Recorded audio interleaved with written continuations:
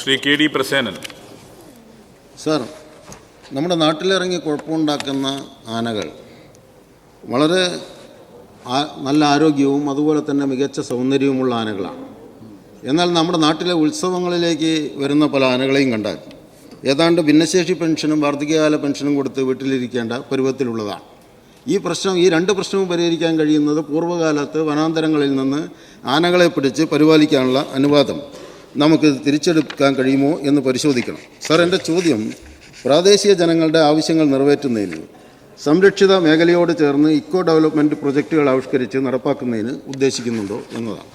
ആനയായിട്ട് ബന്ധപ്പെട്ടല്ല. Yes sir, ഇത് രണ്ടും ബഹുമാനപ്പെട്ട ചെയർ പറഞ്ഞതുപോലെ രണ്ട് പ്രശ്നങ്ങൾ നടന്നാലും ഈ വിഷയത്തിലുള്ള അദ്ദേഹത്തിൻ്റെ താല്പര്യം കണക്കെടുത്തുകൊണ്ട് ഒന്ന് രണ്ട് കാര്യങ്ങൾ പറയാനാണ് ഞാൻ ആഗ്രഹിക്കുന്നത്. ഒന്ന്, കാട്ടാനകളുടെയും സംരക്ഷിക്കുന്ന നിയമം പോലെ തന്നെ നാട്ടാനകളെ സംരക്ഷിക്കുന്ന ഒരു നിയമമുണ്ട്.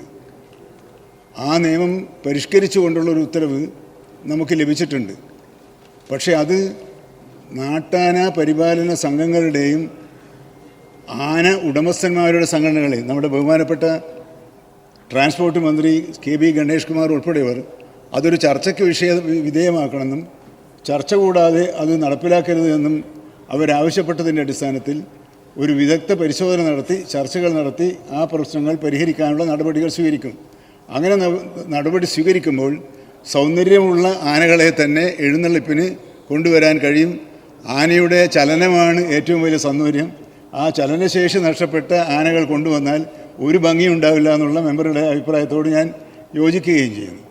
രണ്ടാമത് അദ്ദേഹം പറഞ്ഞത് ജൈവ വൈവിധ്യവുമായി ബന്ധപ്പെട്ട പ്രശ്നം. അത് ഞാൻ പറഞ്ഞു സാർ, അത് വളരെ പ്രധാനപ്പെട്ടതാണ്. അതിനനുസരിച്ച് ഓരോ മേഖലയിലും എന്തൊക്കെയാണ് ചെയ്യേണ്ടതെന്ന് ക്ലാസിഫൈ ചെയ്ത് ആ ക്ലാസിഫിക്കേഷൻ്റെ അടിസ്ഥാനത്തിൽ അതാത് മേഖലയ്ക്ക് പറ്റിയ പരിപോഷണ പരിപാടികളാണ് ആവിഷ്കരിക്കേണ്ടത്. അത് നടപ്പിലാക്കുന്നതിന് ഗവൺമെൻറ് ശ്രമിച്ചുകൊണ്ടിരിക്കുകയാണ്.